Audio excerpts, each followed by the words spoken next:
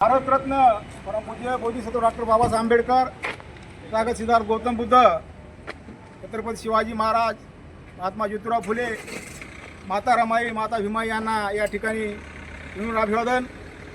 आज या माळसोना या गावी परंपरागत 100 वर्षापासून असलेली बौद्ध स्मशानभूमी ही इतर कोणाच तरी घशात घालण्यासाठी या परभणीच्या तहसीलदारांना जो डाव टाकलेला आहे आणि ही जागा आम्हाला आमची कायम करून द्यावी कलेक्टर साहेबांना, म्हणून आम्ही आज या ठिकाणी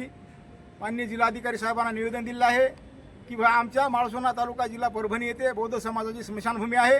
आणि ती परंपरागत असून 100 वर्षापासून आहे। आणि ही जागा कोणीतरी शाळेला देण्यासाठी किंवा कोणाला खाजगी व्यक्तीला देण्यासाठी परभणीच्या तहसीलदारानं, तसेच या गावचे तलाठी,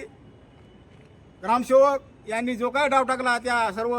घटनेचा मी रिपब्लिकन पार्टी ऑफ इंडियाच्या वतीने जाहीर निषेध करतो। प्रिय बंधू आणि भगिनींनो, आमच्यावर आम्ही जिवंत असताना संघर्ष करताना सुद्धा आमच्यावर अन्याय अत्याचार हे